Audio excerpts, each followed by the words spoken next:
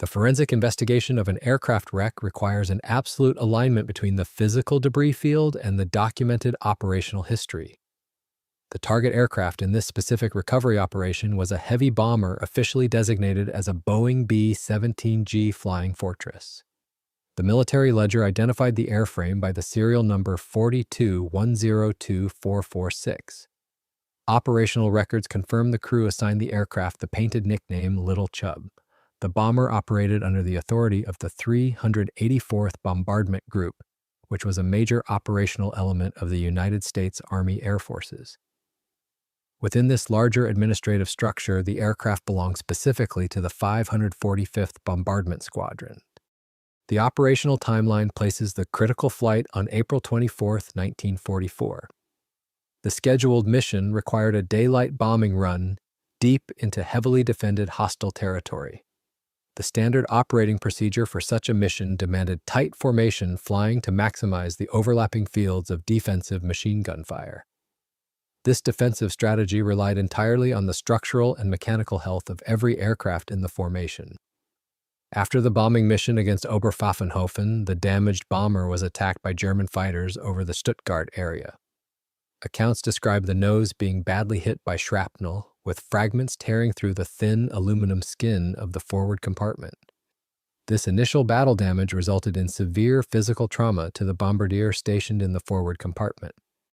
The structural damage extended beyond the crew stations and left one main landing gear unable to extend.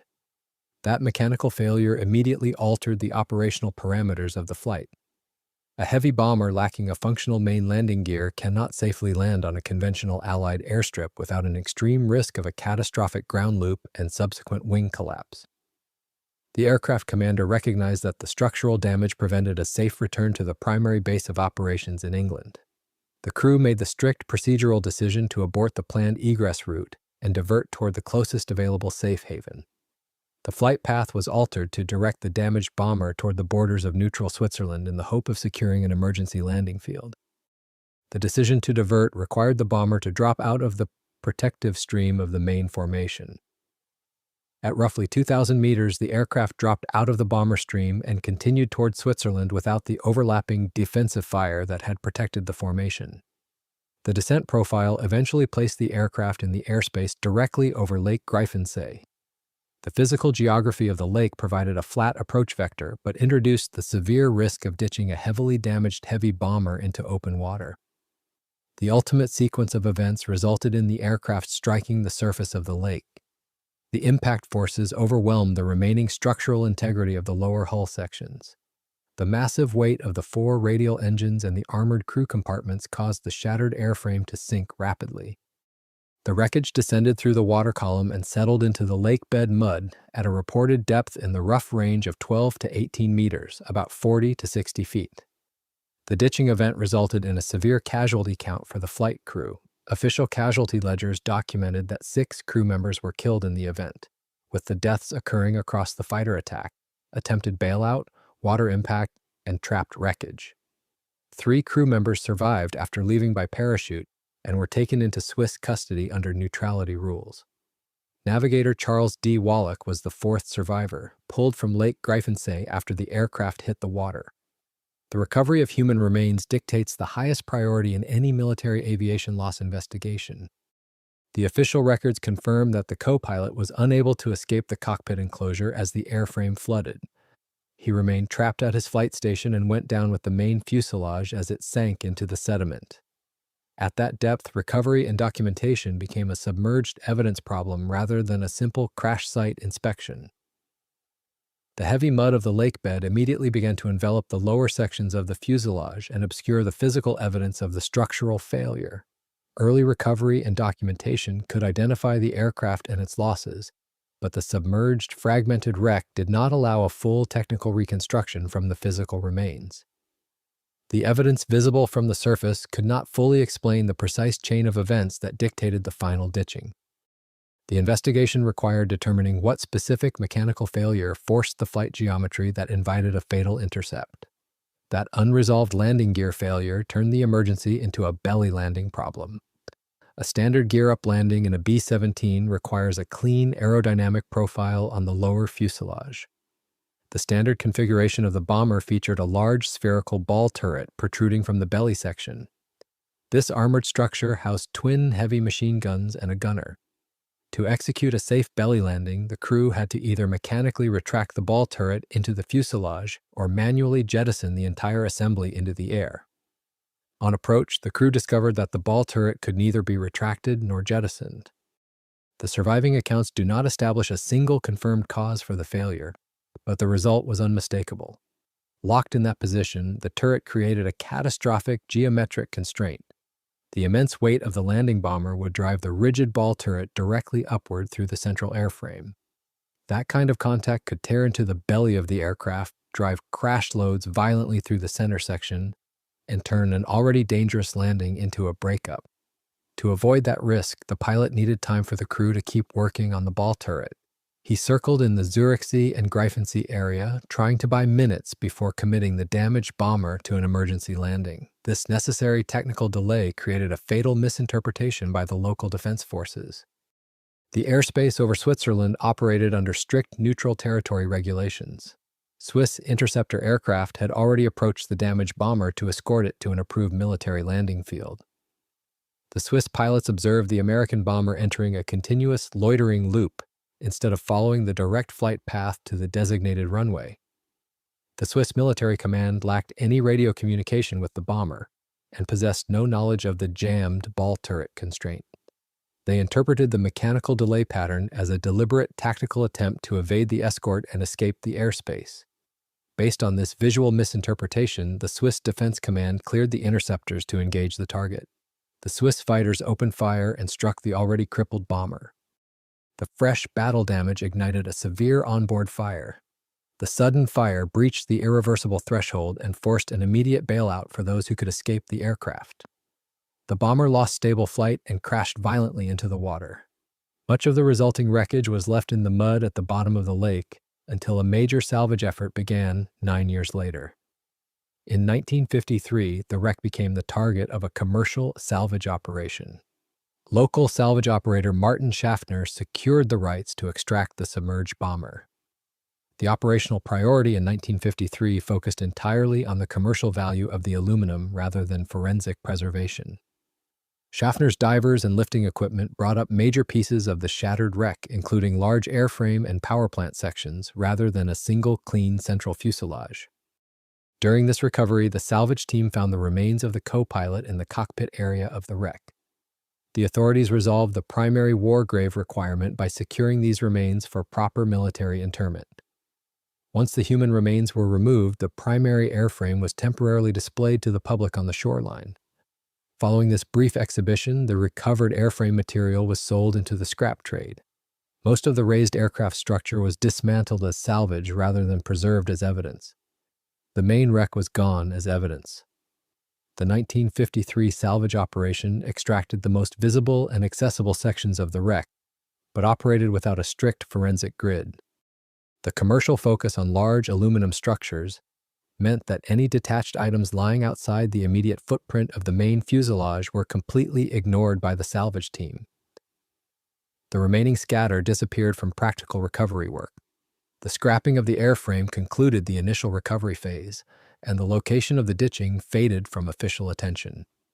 That loss narrowed the later question to what the 1953 operation had failed to remove. To fully understand the extent of the loss, researchers would eventually have to rely on historical records rather than physical metal. The investigation required determining how future researchers could prove that the 1953 salvage team left significant structural mass behind in the mud. 47 years passed between the original commercial salvage and the initiation of a modern forensic recovery effort. In the year 2000, aviation researcher Rolf Zaugg reopened the historical files regarding the loss of the bomber. His task was to test that possibility against the surviving record. To test that possibility, he studied old reports and salvage photographs as if they were fragments of a map. The auditing mechanism relied on comparing the visual record of the scrapyard inventory against the standardized factory configuration of a B-17 Flying Fortress. The baseline engineering schematics confirmed that the heavy bomber carried exactly 4 large radial engines. Zaugg examined the archival record of the 1953 salvage and compared it against the known configuration of a four-engine B-17. From that record, he concluded that one engine was still missing from the recovered inventory. That missing engine became the anchor clue that significant debris could still remain at the bottom of Lake Greifensee. A standard aircraft radial engine weighs well over 1,000 pounds and is constructed of high-density steel and aluminum alloys. The sheer mass of a radial engine meant that it could not have floated away or dissolved into the water column over the intervening decades. The missing mass likely remained somewhere within the local debris field, hidden in the mud rather than lost to the open water. The identification of this missing heavy component shifted the operational focus from a theoretical historical study to an active physical recovery mission. Using background landmarks in the 1953 photographs, Zaugg reconstructed the archival grid and mapped the exact extraction point used 47 years earlier. This reconstructed grid provided a defined search box for the missing structural mass. The transition from commercial salvage to forensic archaeology required changing the fundamental objective of the dive. The goal was no longer the extraction of raw materials for profit, but the retrieval of a specific historical artifact to complete the timeline of the crash. Before any physical intervention could begin, the recovery team had to secure strict legal permits from the local Swiss authorities. The permitting process required proving that the proposed target possessed significant historical value that justified disturbing the protected lakebed sediment. With permission from the relevant Swiss authorities, the team was cleared to resume the search. The operational plan required deploying a specialized commercial diver to the 59-foot depth. The diver preparation required specialized planning to deal with the cold temperatures and the complete lack of ambient light at the bottom of the lake. The diver descended through the freshwater column to reach the designated target coordinates. The environment at the bottom presented severe operational constraints. The original commercial salvage had disturbed the site, and the decades of natural sediment accumulation had buried everything that remained. The surface support team relied entirely on the diver to locate the debris based on the predicted coordinates derived from the archival photographs. The physical target was a dense block of steel and aluminum hidden entirely within a landscape of soft mud.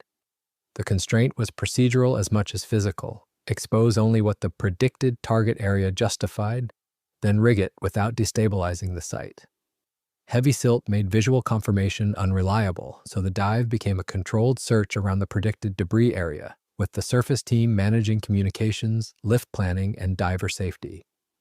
The professional dive confirmed the presence of the missing engine in deep mud. Soft sediment increased the resistance to lifting, so the hoist had to proceed cautiously. The recovery also produced propeller components from the same immediate debris area. Their presence showed that the missing power plant material was not an isolated fragment, but part of a larger scatter of heavy aircraft debris. Once the team confirmed the load could be lifted safely, the engine and associated components were gradually brought free of the lakebed. The slow ascent brought the primary structural mass to the surface. As the engine and the attached propeller broke the waterline, the recovery team visually verified the success of the photographic audit. The missing engine was no longer only an archival absence. The team continued the blind tactile extraction process to recover additional components from the immediate vicinity of the engine footprint. The diver located and rigged an exhaust turbocharger that had separated during the original impact.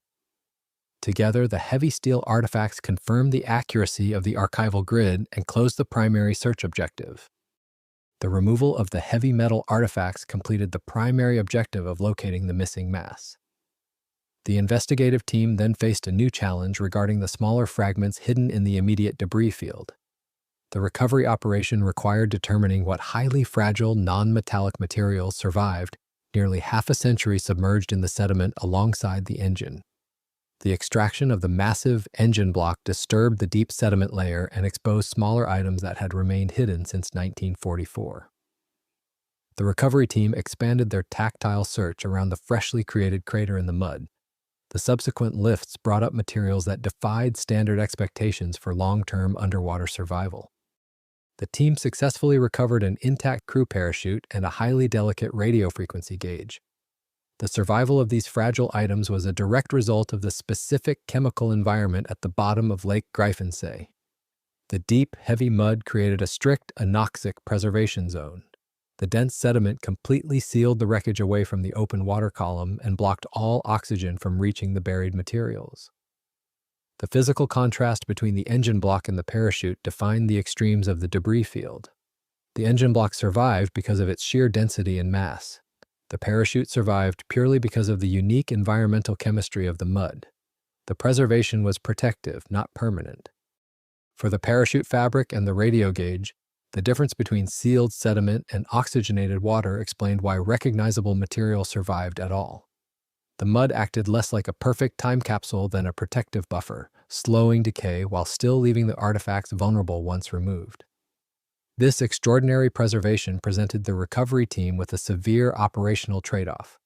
The physical extraction of the parachute and the radio equipment permanently broke the protective mud seal. The trade-off edge meant that leaving the parachute in the mud would guarantee its continued survival, but would keep it completely inaccessible to history. The moment these items were hoisted out of the water and placed on the deck of the recovery vessel, they were exposed to atmospheric oxygen and unfiltered ultraviolet light. The act of saving the artifact from oblivion simultaneously placed it in immediate mortal danger. As oxygen, light, and drying reached the materials, the parachute fabric could shrink, stiffen, or tear, while metal parts of the gauge faced accelerated corrosion. The decision to recover these fragile artifacts therefore shifted the objective from underwater retrieval to urgent stabilization. On the surface, the protocol moved immediately from recovery to containment. The parachute and the radio gauge were shielded from direct sunlight and kept fully saturated in temporary freshwater baths. The wet stabilization protocol required careful packing in watertight containers to replicate the moisture levels of the lakebed during the transport phase. The successful recovery of these highly vulnerable organic and mechanical items proved that the debris field contained much more than just the heavy aluminum sought by the 1953 salvage operators. The team secured the final pieces of the scattered footprint and prepared the inventory for transport. The physical operation on the lake was complete. The focus now shifted toward ensuring that the extracted materials would survive long enough to serve as a permanent historical record. The stabilized artifacts, including the massive radial engine, the propeller assembly, the exhaust turbocharger, the intact parachute, and the delicate radio gauge, were transported directly to the B-17 museum located in Utzenstorf. The transfer reversed the logic of 1953. The components were no longer commodity metal, but protected forensic evidence. Inside the museum, the urgent wet handling phase gave way to specialist conservation and restoration. The recovered objects now had to be preserved as artifacts, with the exact conservation treatments handled as specialist work rather than a salvage operation. The massive steel and aluminum assemblies were cleaned and stabilized to remove decades-old lake mud without stripping away the markings, damage, and surface history that made them valuable. The parachute and radio frequency gauge moved into gentler specialist treatment suited to fabric and small instrument parts. The stabilized artifacts gave the aircraft a stronger physical baseline. The missing engine and associated components now answered the archival audit in metal rather than inference. The display carried both scales of the crash, machinery large enough to define the wreck footprint and personal material small enough to return the crew to the story. But the recovery should be understood as a major clarification of the surviving debris field, not proof that every heavy component had been accounted for, or that the lakebed site had been formally closed. The legacy is not simply that one recovery scrapped and another preserved. It is that a site once considered finished can still yield evidence when old records, photographs, and local knowledge are read against the physical landscape. The recovered proof now stands as a surviving witness to the loss of the bomber and the crew. The aircraft's record now includes not only the loss itself, but the evidence recovered in time to keep that loss visible.